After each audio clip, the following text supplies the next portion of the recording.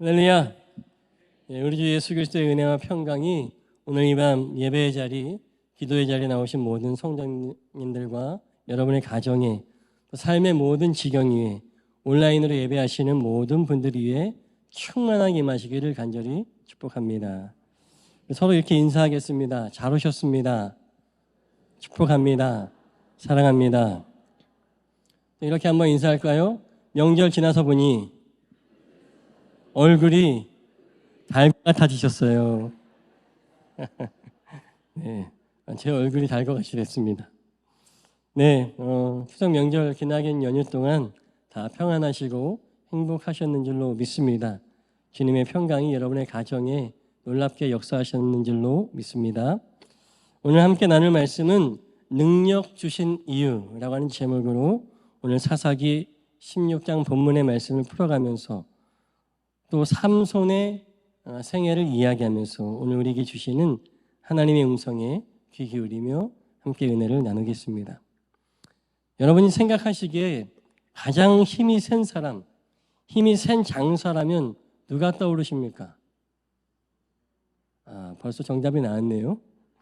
보통 우리나라 전통으로서 봤을 때는 천하장사, 씨름의 천하장사가 그 시대에 가장 힘센 사람 아닙니까? 저 때는 이만기였습니다. 근데 시대가 지나면서 강호동으로 이렇게 굳어졌죠. 또 서양에서는 이런 질문을 하면 두말하지 않고 그리스 로마 신화에 나오는 헤라클레스를 이야기하기도 합니다. 그런데 딱 이렇게 성경에서 가장 힘이 센 사람은 누구입니까? 라고 물어보면 삼손이라고 대답하실 겁니다. 누가 우스갯소리로 그러더라고요. 삼손이 힘이 센 이유는 왜일까요? 손이 하나 더 있어서. 삼손이니까. 죄송합니다. 네, 오늘 본문이 주시는 말씀을 잘 이해하기 위해서 삼손에 대한 이야기를 하려고 해요. 삼손의 그 생애를 통해서 오늘 하나님께서 우리에게 선명하게 가르쳐 주시는 우리의 삶의 태도가 무엇인지 그 귀한 은혜가 있을 줄로 믿습니다. 방금 이제 힘이 센 사람들 얘기를 했는데요. 사실 삼손은 우리가 그렇게 툭 하고 생각하는 것처럼 그냥 힘이 센 그런 천하장사는 사실 아니었습니다. 원래부터 삼손이 힘이 셌다는 건 아닙니다. 우리는 그렇게 생각하지만 성경에 그런 말은 없습니다. 그래서 왜 삼손은 힘이 셌어야 됐고 왜 삼손이 사사기에 등장하는 사사의 한 명이었는지를 소개하면서 오늘 말씀을 이어갑니다. 삼손이라고 하는 이름의 정확한 발음은 히브리어 발음을 하면 쉼숀입니다. 쉼숀. 좀 별로죠. 삼손이라고 계속 하겠습니다. 근데 이름의 뜻은 굉장히 좋습니다. 태양의 강렬한 햇빛이라는 뜻이 히브리어의 뜻이 그 삼손이라는 뜻이에요. 그 이름을 지은 이유는 사사기 13장에 잘 나옵니다. 여러분 지금부터 말씀을 들을 때 사사기 13장을 펴시면서 쭉쭉 따라가면서 한번 보시면 될 것 같습니다. 사사기 13장에 보면 이제 삼손의 이야기가 시작되는데요. 삼손의 부모인 단지파 사람 마누아와 그의 아내는 오랫동안 아기가 없었어요. 성경에 보니까 마누아의 아내는 임신을 할 수 없다라고 단정적인 말로 기록합니다. 그래서 이 여인이 자녀를 임신하기 위해서 하나님께 간구하였습니다. 그렇게 하나님께 간절하게 구했을 때 하나님께서 보내신 천사가 그녀에게 태의 열매의 소식을 알려주면서 사사기 13장 3절 5절의 말씀에 이렇게 얘기합니다. 여러분 성경을 보시면서 따라오세요. 주님의 천사가 그 여인에게 나타나 말하였다. 보아라, 네가 지금까지는 임신할 수 없어서 아이를 낳지 못하였으나 이제는 임신하여 아들을 낳게 될 것이다. 그러므로 이제부터 조심하여 포도주나 독한 술을 마시지 말아라. 부정한 것은 어떤 것도 먹어서는 안 된다. 네가 임신하여 아들을 낳을 것인데 그 아이의 머리에 연독칼을 대어서는 안 된다. 그 아이는 모태에서부터 이미 하나님께 바쳐질 나실 사람이기 때문이다. 바로 그가 블레셋 사람의 손에서 이스라엘을 구하는 일을 시작할 것이다. 아멘. 하나님 대단하십니다. 5개월이 넘지도 않았는데 성별이 이미 정해져 있죠. 아들을 낳을 것이다. 이렇게 하나님의 전적인 은혜로 그토록 구하던 자녀, 특별히 아들을 가질 수 있었기 때문에 햇빛과도 같은 하나님의 은혜를 기억하기 위해서 마노아와 그의 아내는 이름을 삼손이라고 지었습니다. 그래서 13장 24절 말씀에 이렇게 얘기하죠. 그 여인이 아들을 낳고서 이름을 삼손이라고 하였다. 그 아이는 주님께서 내리시는 복을 받으면서 잘 자랐다. 그런데요, 삼손의 어린 시절의 이야기는, 어린 시절에 대한 기록은 이게 끝이에요. 말씀처럼 그는 주님께서 내리시는 복을 잘 받으면서 잘 자랐습니다. 우리가 생각하는 삼손은 힘이 센 장사잖아요. 삼손은 어릴 때부터 남달라서 어렸을 때 막 우유병을 한 손으로 새끼손가락으로 막 쥐고 마셨다 이렇게 나와야 되는데 그런 말 전혀 없습니다. 하나님께서 주시는 복을 받고 잘 자랐다, 이 얘기밖에 없어요. 그저 삼손은 주님의 은혜로 얻은 아이였습니다. 다만 주의 천사가 이 삼손을 임신하여 출산하기 위해서 조건을 달았죠.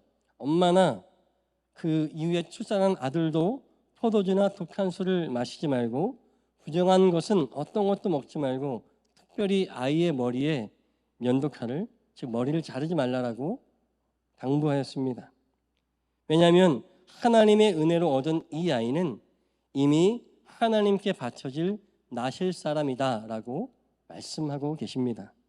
여러분, 나실 사람의 나실은 히브리어 발음으로는 나지르라고 하는데요, 나지르의 뜻은 구별되다라는 뜻입니다. 성경에서 구별되었다라고 하는 뜻은 거룩하다는 뜻입니다. 근데 특별히 이 나실이라고 하는 것은 하나님께 드려질 제물로 구별되었다는 의미입니다. 이 삼손은 하나님께서 택하여 태 열매를 주셨으니 이 삼손은 하나님께 드려질, 하나님의 영광을 위해 쓰여질 산 제물로 드려질 것이다라고 이미 주님께서 명령하신 거죠. 이렇게 들어보니까 어디서 많이 들어본 이야기 같지 않습니까? 사무엘의 어머니 한나가 사무엘을 잉태하기 위해서 이렇게 고백하잖아요. 하나님께서 저에게 태 열매 주시면 이 아이를 젖을 떼고 나실인으로 구별하여서 성전에 드리겠다라고 약속하지 않았습니까? 시대를 살폈을 때는 삼손이 먼저 사람입니다. 아마도 한나는 삼손의 어머니의 이야기를 생각하고 이렇게 나도 삼손이 그러하였던 것처럼 저도 하나님께 드리겠으니 태 열매를 주십시오 라고 간구하였던 것 같습니다. 그래서 이스라엘의 마지막 사사인 사무엘이 탄생하였던 거죠. 다시 삼손으로 돌아와서 이렇게 삼손은 하나님의 햇빛과도 같은 전적인 은혜를 얻은 아들입니다. 이를 위해서 하나님은 조건을 거셨죠. 삼손의 부모도 이제는 포도주와 독주를 멀리하고 부정한 건 먹지 말고 너희도 구별되어라. 너희의 아들 그도 구별될 것이다. 내가 그를 받을 것이다 라고 말씀하신 겁니다. 삼손은 우리가 알고 있는 것처럼 처음부터 천하장사로 태어난 것이 아니라 단지 삼손은 오직 하나님께 거룩히 드려질 산 제물, 곧 하나님의 영광과 하나님의 뜻을 위해 살아갈 존재로 처음부터 그렇게 지어지고 태어났다고 하는 사실을 기억하시는 우리 모두가 되시길 간절히 소원합니다. 따라서 우리가 이제는 삼손을 생각할 때 힘이 센 사람이 아니라 하나님께 태에서부터 드려진 사람이었다. 하나님의 영광을 위해서 지어지고 하나님의 영광을 위해서 드려진 사람이었다라고 기억했으면 좋겠습니다. 사랑하는 여러분, 교회 목사로서 제가 늘 말씀드리지만 여러분의 자녀와 또 여러분의 손주들을 여러분의 뜻과 욕심이 아니라 하나님의 영광을 위해 구하고 하나님께 드리는 우리 모두가 되시기를 간절히 소망합니다. 여러분, 상식적으로 생각해 보세요. 자녀가 잘 되기 위해서는 어디에 누구에게 보내야 됩니까? 우리나라적으로 생각하면 서울대의 가장 훌륭한 교수님의 수제자를 보내는 게 가장 좋은 것 같죠. 그러나 영적으로 바라봤을 때 이 세상에 하나님보다 더 위대하고 존귀하고 훌륭하신 분이 어디 있겠습니까? 당연히 자녀가 잘 되기 위해서는 가장 귀하신 하나님께 나의 자녀를 온전히 드릴 수 있는 그런 마음이 있을 때에 우리 자녀가 잘 되고 성공하는 줄로 믿습니다. 그렇게 결단할 수 있는 우리 모든 성도님들 되시기를 주의 이름으로 축복합니다. 저는 어렸을 때 책을 좋아하는 아이였습니다. 굉장히 책을 많이 읽었어요. 잘 들으셔야 됩니다. 책을 굉장히 많이 읽고 좋아했지만 공부를 잘한다고 말하지 않았습니다. 책만 좋아했습니다. 중학교 1학년 때 저희 반 친구들이 42명이었는데 저는 그중에 무려 35등을 했습니다. 제 밑에 7명 있었습니다. 저는 꽤 괜찮다고 생각했습니다. 저희 아버님은 아들 하나 있는 것이 성적이 그 모양이라서 굉장히 속상하셨던 것 같아요. 근데 꾸중을 할 수는 없고, 왜냐하면 제가 누나 셋에 아들 하나, 저 보기보다는 굉장히 귀하게 자란 아들입니다. 예. 그래서 아버지가 저한테 혼은 못 내고 이렇게 말씀하셨어요. 호영아, 너는 머리는 좋은데 노력을 안 해서 그래. 네가 열심히 노력해서 공부만 하면 훌륭한 사람이 될 거야. 이런 말 많이 해보셨죠? 네. 그 당시에 많은 아버님들이 하시던 말씀입니다. 이게 격려를 해주신 말씀인데 요새는 이런 거를 가스라이팅이라고 하더라고요. 아무튼 저는 어릴 때부터 줏대가 있어서 절대 가스라이팅에 넘어가지 않고 평상심을 잘 유지하면서 계속 35등 위아래로 왔다 갔다 하면서 제 성적을 잘 유지했습니다. 근데 그러다가 중학교 2학년 1학기 때 중고등부 토요일 날 하는 중고등부 학생 기도회를 나갔는데 막 형들이 기타 치고 막 기도하라니까 형들 무서워서 열심히 기도했죠. 근데 그때 처음으로 가슴이 뜨거워지는 경험을 했습니다. 딱 거기까지입니다. 뭐 방언이 나올까 이런 거 전혀 없고요. 그냥 뜨거워졌어요. 근데 저는 그때 분명히 깨달았습니다. 아, 하나님이 계시는구나. 전혀 그럴 이유와 그럴 상황도 아닌데 가슴이 뜨거워지다니 뭔가 있다. 그때 처음으로 저에게 믿음이 생겼습니다. 저에게는 그냥 신앙생활이 어릴 때부터 다니던 교회였고 교회 안 나가면 아버지한테 굉장히 혼나니까 다녔는데 그날 처음으로 믿음이란 게 생겼습니다. 그리고 마침 그 다음날 주일 설교 시간에 목사님께서 이런 설교를 하셨어요. 그리스도인은 반드시 하나님의 영광을 위해서 살아야 된다. 방금 은혜 받았는데 그 말씀이 얼마나 뜨겁게 와닿았겠어요. 아 그래, 나도 이제 하나님의 영광을 위해서 살자라고 그날 결단했습니다. 막상 하나님의 영광을 위해서 살려고 하니까 어떻게 해야 될지를 잘 모르겠는 거예요. 제가 뭐 잘하는 게 별로 없었거든요. 하나님의 영광을 위해서 뭔가를 좀 해야 되는데 할 게 없었습니다. 성적은 35등이고 운동회 때는 항상 꼴찌여서 한 번도 노트를 받아본 적이 없습니다. 그렇다고 음악이나 미술은 완전히 재능이 없었습니다. 막막했습니다. 어떻게 하나님께 영광을 돌릴 수 있을까? 그리고 결국 저는 저희 아버지의 가스라이팅에 넘어가고 말았습니다. 그래, 나는 머리가 좋다고 하셨어. 노력만 하면 된다고 했어. 이제부터 그렇게 해야 되겠다. 누구를 위해서요? 하나님의 영광을 위해서. 그래서 공부하기 시작했습니다. 지금 생각해보면요, 특별하게 열심히 한 것보다는 모든 수능 만점자들이 말하는 것처럼 수업 시간에 선생님 말씀에 집중하고 교과서 중심으로 그렇게만 기도했습니다. 아니 그렇게 공부했습니다. 근데요, 중간고사 성적이 반에서 35등에서 9등으로 오른 거예요. 와, 제가 어지간히 공부를 안 했나 봅니다. 근데 담임 선생님이 저를 의심해서 교무실로 불렀어요. 막 매를 들고 컨닝했지.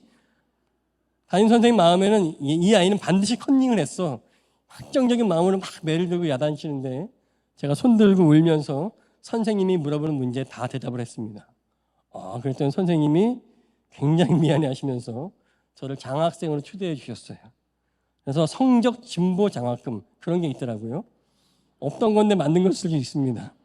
한 번에 전교 등수가 200등이 올랐어요. 저희 아버님 너무 기뻐하셨고 아버님이 이 장학금을 어디에 쓸까 고민하다가 한 분밖에 안 계신 외할머니에게 용돈을 드리자. 나는 헌금하자고 주장했는데 아버지가 할머니께 용돈을 드리고 같은 액수로 저희 아버님이 감사 헌금을 드렸습니다. 얼마나 기쁜 일입니까? 저는 그때 깨달았어요. 하나님께 영광 돌리기 위해 사니까 이렇게 기쁜 일이 생기는구나. 그래서 너무 기쁜 나머지 그 해 기말고사는 그만 전교 1등을 플렉스해버렸습니다. 와, 자, 누구에게 영광이죠? 하나님께 영광인 줄로 믿습니다. 저는 저희 아버지가 아니라 하나님 아버지께 제대로 제 인생을 한마디로 영광의 가스라이팅을 당한 겁니다. 그때부터 하나님의 영광을 위해 사는 거예요. 사랑하는 여러분, 하나님의 영광을 위해 사는 것이 내 인생에 있어서 가장 좋은 선택이요, 가장 좋은 길이다. 저는 아직도 이 말씀을 믿고 삽니다. 제 이야기를 드려서 좀 부끄럽지만 이 이야기가 여러분에게 작지만 즐거운 도전이 되었으면 좋겠습니다. 여러분의 삶과 또 여러분의 자녀와 또 우리 손주들의 삶이 다른 것이 목적이 아니라 오직 하나님의 영광을 위해 드려지는 그런 삶이 된다면, 그런 인생이 된다면 그 인생은 세상의 그 어떤 성공과 명예보다 더 영광스러운 삶, 기쁨이 가득 찬 삶이 되는 것을 믿으시는 우리 모두가 되시길 간절히 소망합니다. 다시 삼손으로 돌아와서요. 이렇게 나실인으로 하나님께 드려진 삼손의 삶, 이렇게 하나님의 영광을 드려지는 삶이 얼마나 기쁜지를 시편의 기자는 아주 정확하게 노래하고 있습니다. 시편 84편 10절에서 22절 말씀인데요. 제가 읽어드리겠습니다. 주님의 집 뜰 안에서 지내는 하루가 다른 곳에서 지내는 첫날보다 낫기에 악인의 장막에 살기보다는 하나님의 집 문지기로 있는 것이 더 좋습니다. 주 하나님은 태양과 방패이시기에 주님께서는 은혜와 영예를 내려주시며 정직한 사람에게 좋은 것을 아낌없이 내려주십니다.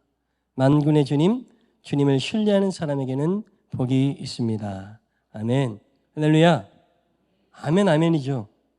이렇게 삼손은 하나님의 영광을 위해서 드려졌고 가장 값진 삶인 주님께서 내리시는 복을 받으며 잘 자랐다라고 하는 것이 13장의 엔딩입니다. 아니 그러면 도대체 삼손은 언제 힘이 센 능력을 받게 되는 겁니까? 13장 25절의 말씀에 보면 그가 소라와 에스다올 사이에 있는 마하네단에 있을 때에 주님의 영이 처음으로 그에게 내렸다 라고 하는 표현밖에는 더 특별한 표현이 없어요. 그런데요, 바로 이어지는 사사기 14장 말씀이 참 재밌습니다. 사사기 14장 1절에서 3절 말씀인데요. 함께 성경을 보고 계시면 같이 한번 읽어보겠습니다. 시작. 삼손이 딥나로 내려갔다가 딥나에 있는 어떤 블레셋 처녀를 보았다. 그가 돌아와서 자기 부모에게 말하였다. 내가 딥나에 내려갔다가 장가 들고 싶습니다. 주선해 주십시오. 그러자 그의 아버지와 어머니가 그를 타일렀다. 내 친척이나 내 백성의 딸 가운데는 여자가 없느냐? 왜 너는 할례도 받지 않는 블레셋 사람을 아내로 맞으려고 하느냐? 그래도 삼손은 자기 아버지에게 말하였다. 꼭 그 여자를 색시로 데려와 주십시오. 그 여자는 첫눈에 내 마음에 쏙 들었습니다. 네. 이 말씀을 듣고 어떤 표현이 생각나십니까? 철딱선이 없다라는 표현이 생각나시죠? 아니 13장 말미에 잘 자랐다고 되어 있는데 갑자기 14장에서 쑥 커버린 삼손이 결혼하겠다고 지금 떼를 쓰고 있습니다. 그것도 이스라엘 민족이 아니라 이방 여자랑 결혼하겠다고 첫눈에 반했다고. 이것을 요새 젊은이들의 표현으로 세 글자로 얘기합니다. 금사빠. 금세 사랑에 빠졌다. 금사빠가 돼가지고 결혼하겠다고 난리를 치는 거예요. 이때 삼손의 나이가 몇 살이었을까요? 이스라엘이 전통적으로 결혼할 수 있는 나이는 성인식이 지난 후부터입니다. 근데 이스라엘은 남자아이가 13세가 되면 성인식을 치릅니다. 그러니까 성인식을 치른 13세 이후로는 성인으로 예우하기 때문에 결혼이 가능하다는 얘기예요. 제가 말씀을 통해서 삼손의 나이를 추정해 보는데 아마도 갓 성인식을 치른 금사빠에 민감한 그런 때가 아닌가. 한 15세, 16세 이 정도 됐을 것 같아요. 자, 삼손의 부모가 답답하죠. 얘가 성인식을 치르고 지가 성인이라고 하는데 아무것도 모르고 이방 여자랑 결혼하겠다고. 또 그 이방 여자의 가문이 누구이고 집안이 어떻게 되고 우리 다 아시죠? 저기 상견례 할 때 다 물어보시잖아요. 또 이렇게 뭐가 얼만큼 있고 이런 거 안 따지고 첫눈에 반했다고 무조건 결혼하겠답니다. 이 어린 삼손이 결정하는 일이 그저 철없고 안타깝게만 여겨졌습니다. 그런데 우리 14장 4절은 뭐라고 말씀하시죠? 같이 읽어보겠습니다. 시작. 그의 부부는 주님께서 블레셋 사람을 치실 계기를 삼으시려고 이 일을 하시는 줄을 알지 못하였다. 그때에 블레셋 사람이 이스라엘을 지배하고 있었다. 아멘. 사랑하는 여러분, 이겁니다. 하나님께 드려진 삶, 하나님께 드려진 사람의 삶, 하나님의 영광을 위해 살기로 결단한 사람의 길은 반드시 하나님께서 인도하시는 것을 믿으시길 간절히 소망합니다. 부모가 보기엔 철딱선이 없는 일이었는데 하나님이 삼손을 통해 일하고 계시다라고 하는 거예요. 마치 욥의 고백과도 같죠. 나의 가는 길을 그가 아시나니 나를 단련하신 후에는 제가 순금같이 나아가겠습니다. 나의 가는 길은 하나님께서 지키십니다. 하나님께 드려지는 순전한 나실인의 삶, 하나님께 영광 돌리는 삶을 살겠다고 결단한 삼손의 길을 하나님께서 오직 당신의 일을 이루시기 위해 이스라엘의 원수인 블레셋을 치시기 위해서 이 일을 하신다고 하는 것입니다. 사랑하는 성도 여러분, 하나님께서 하시는 일에 전적으로 신뢰를 드려 하나님의 뜻을 따라 걷는 우리 모두가 되시기를 바랍니다. 따로 하나님께서 하시는 일을 우리가 때로는 이해하기 어려울 때도 있습니다. 방금 이 이야기처럼 부모가 보기엔 너무 철딱선이 없죠. 그러나 하나님의 방법이 우리가 생각하는 방법과 많이 다를 수 있다고 하는 거예요. 그럴 때 우리는 어떤 기준을 갖고 살아야겠습니까?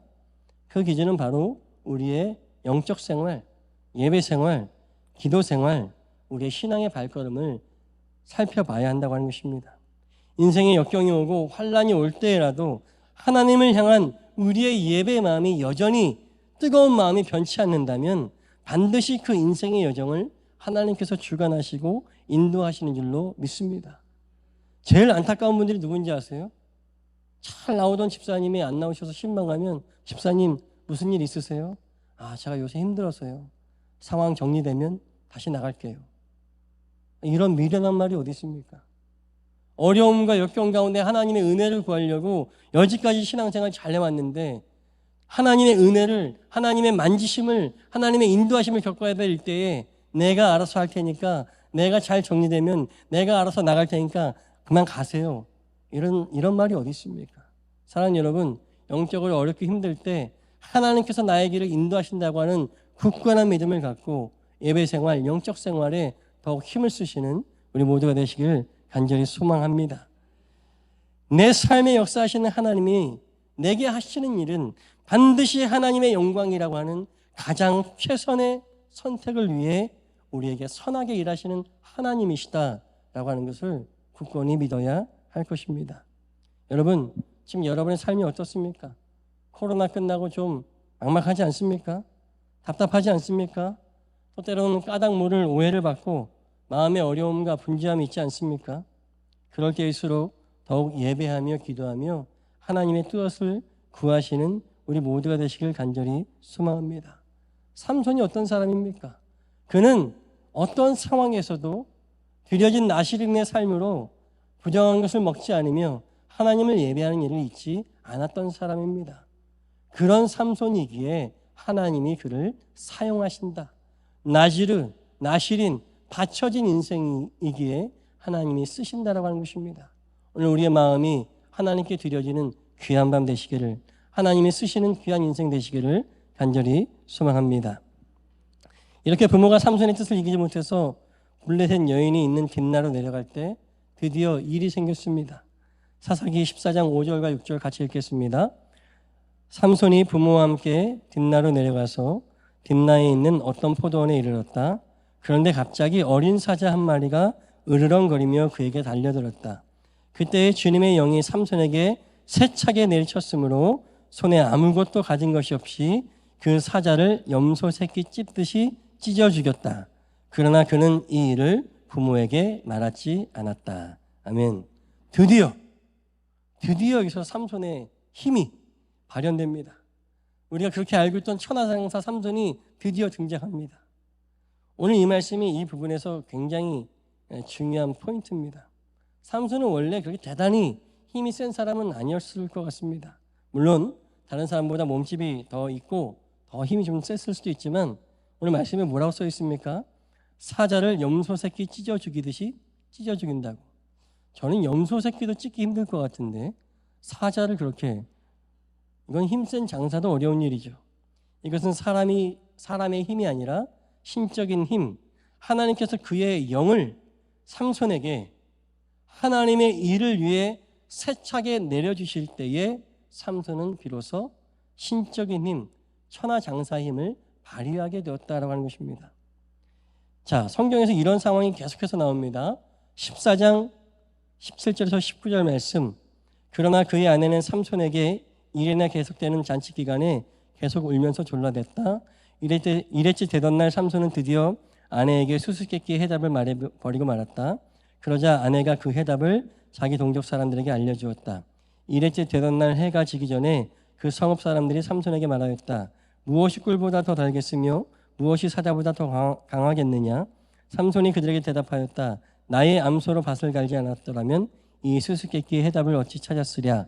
19절. 그때에 주님의 영이 삼손에게 세차게 내리덮쳤다. 삼손이 아스글론으로 내려가서 그곳 주민 30명을 죽이고 그들에게 노력한 옷을 가져다가 수수께끼를 푼 사람들에게 주었다. 그리고는 몹시 화가 나서 자기 아버지의 집으로 돌아가 버렸다. 아멘. 19절 말씀에 또 주님의 영이 삼손에게 세차게 내리덮쳤다라고 말씀하고 있습니다. 사실 이 말씀을 읽으면서 이 내용을 우리의 보통 상식으로는 이해할 수 없지만 중요한 것은 하나님의 영이 세차게 내리셨습니다.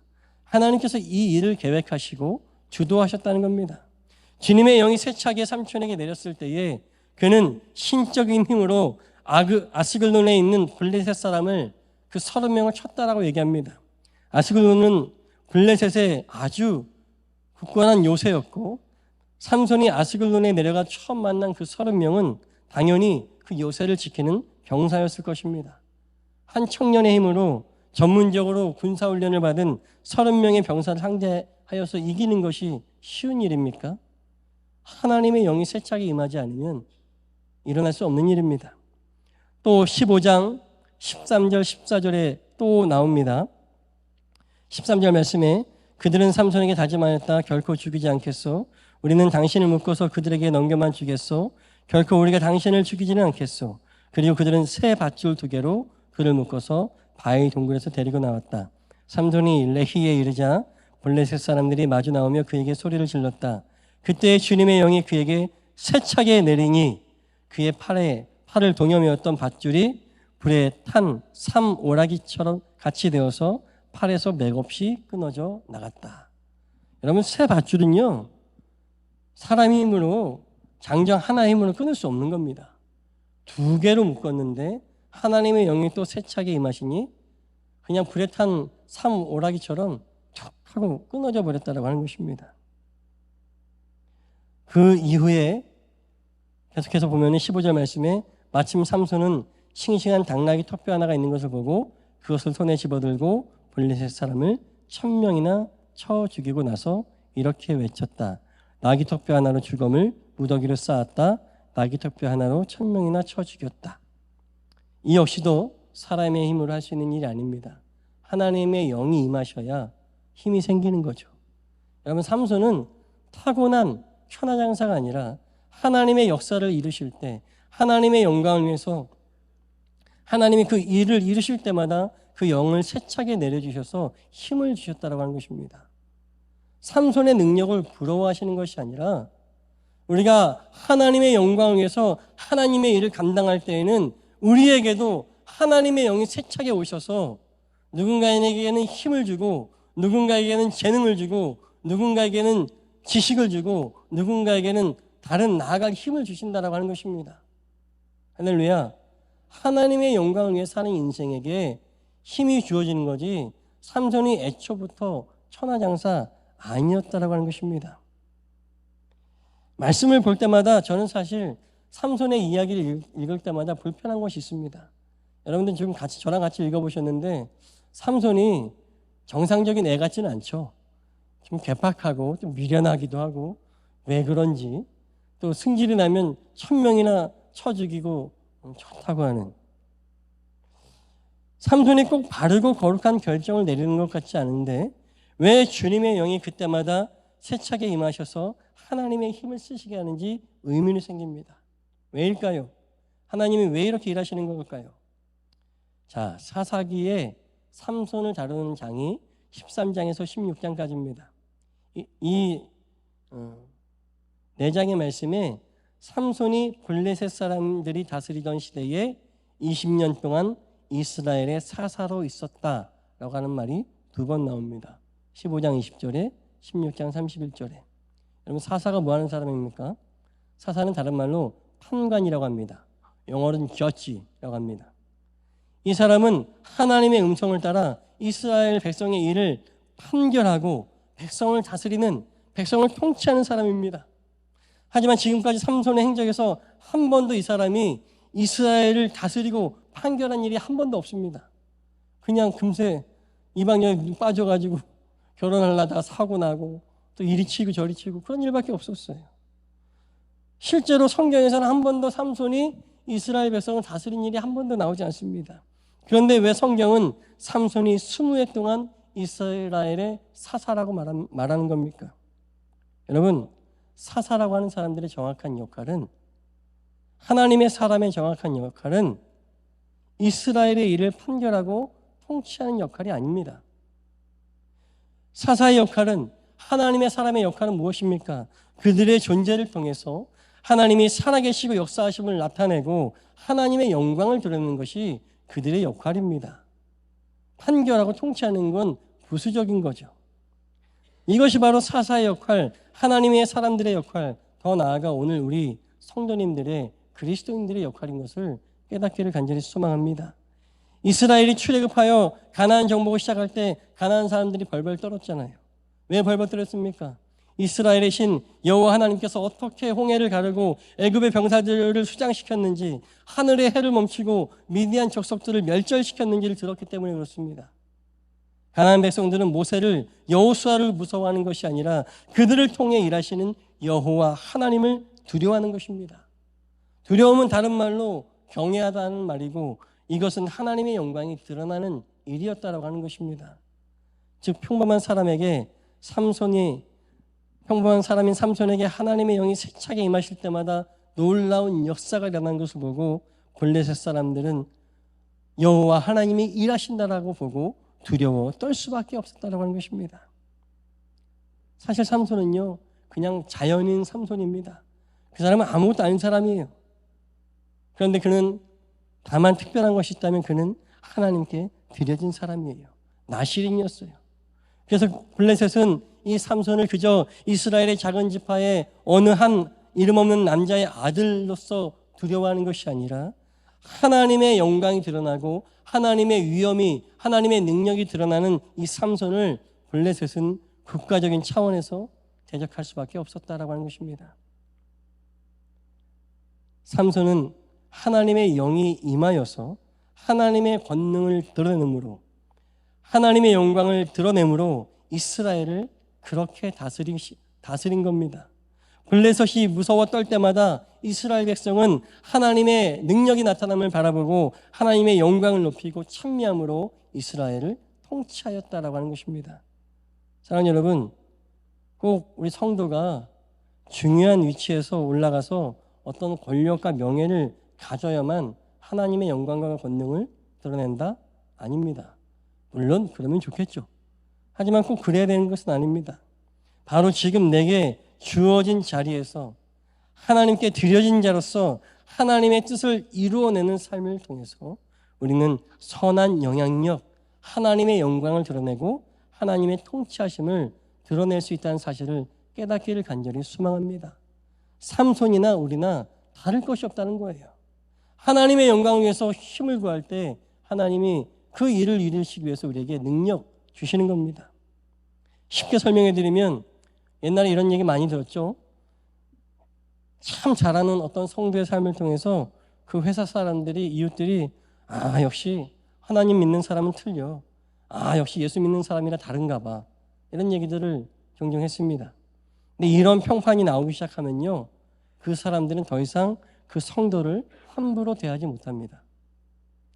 그 성도는 이제 하나님께서 함께 하시고 예수님이 지켜주는 사람이기 때문에 함부로 하지 못해요. 그로써 그 이웃들의 영혼은 그 성도로 말미암아 하나님의 위엄과 하나님의 통치 아래로 들어가는 것입니다. 그렇게 다스리는 거예요.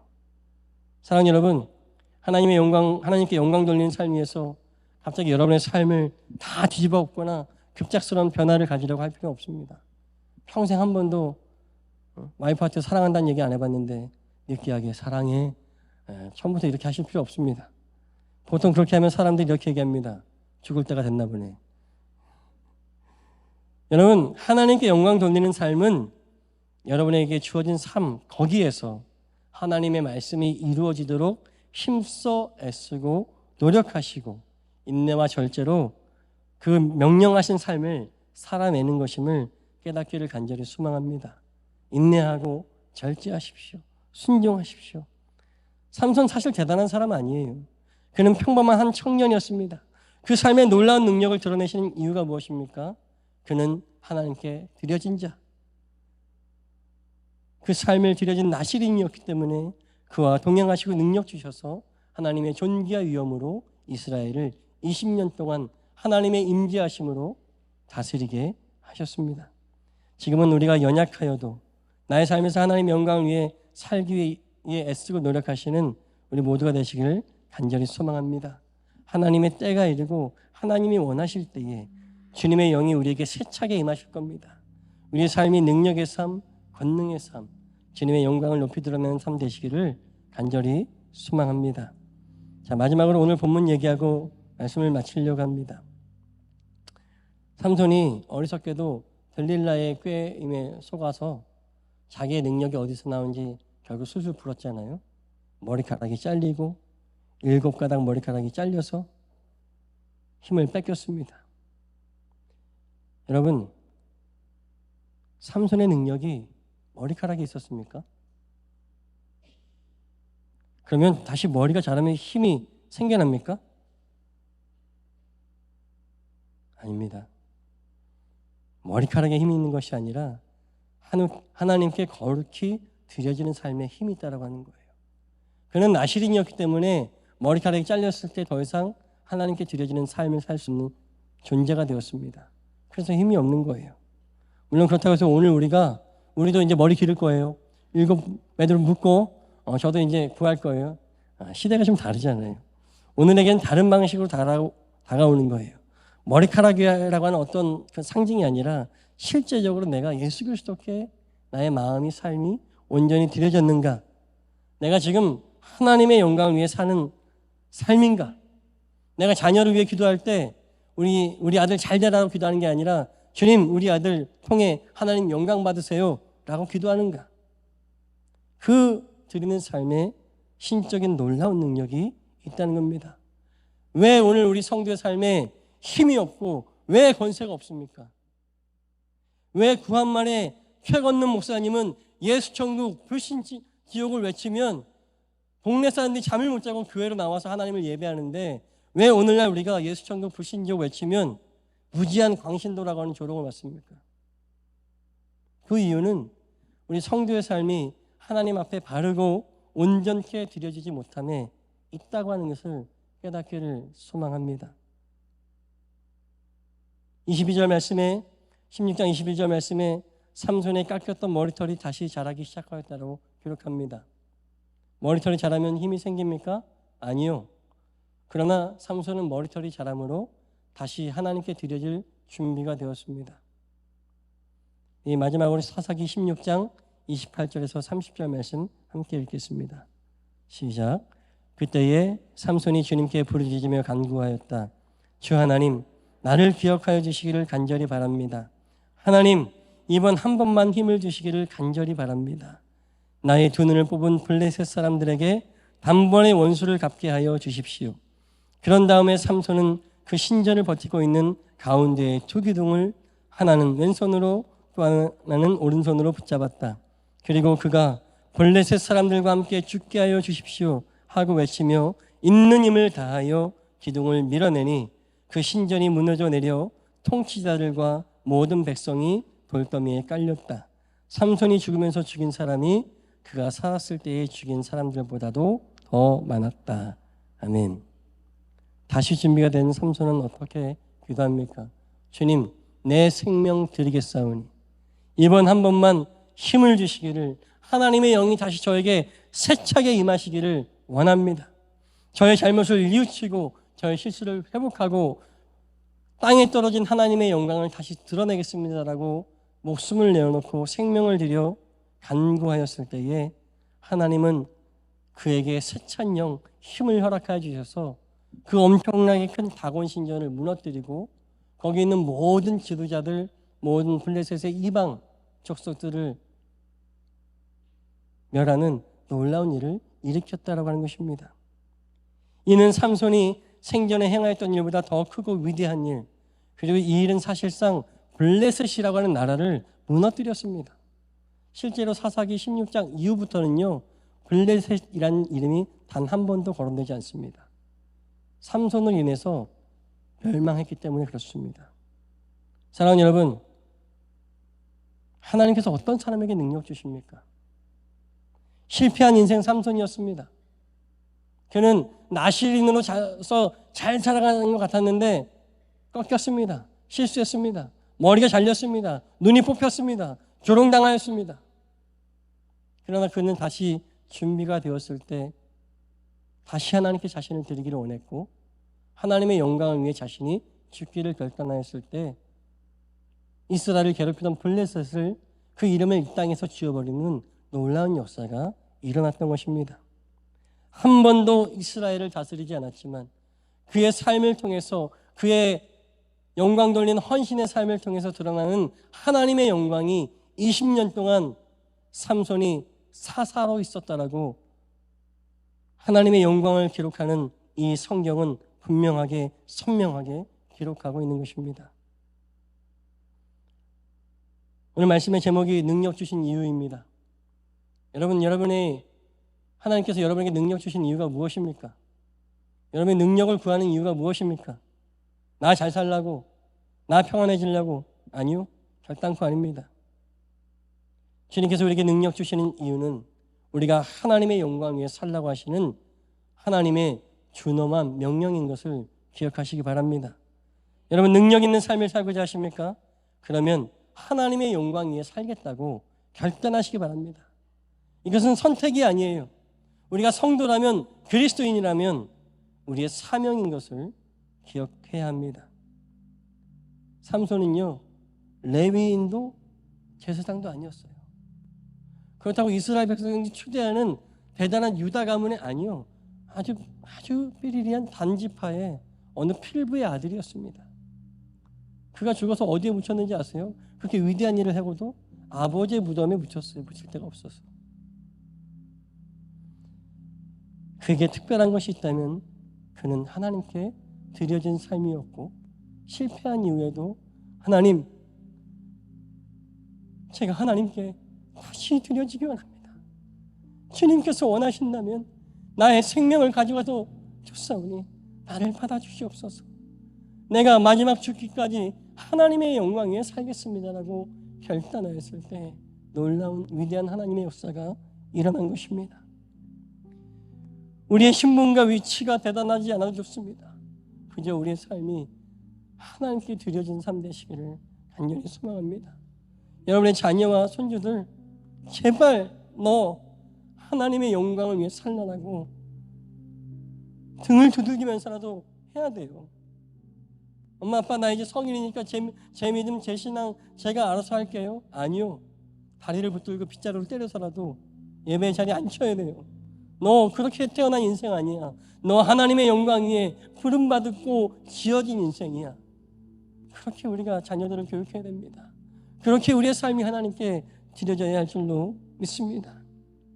우리가 성도로서, 그리스도인으로서 하나님의 영광 위에 살아가는 삶, 바울의 마지막 고백과 같이 내가 하나님께 부어 드려지는 제물의 삶을 살아갈 때에 우리는 능력을 주신 이유를 깨닫고 능력의 사람, 하나님의 사람으로, 우리는 그저 나의 삶에서 열심히 살았을 뿐인데 우리를 통하여서 하나님이 이 나라, 이 민족을, 이 세상을 통치하신 줄로 믿습니다.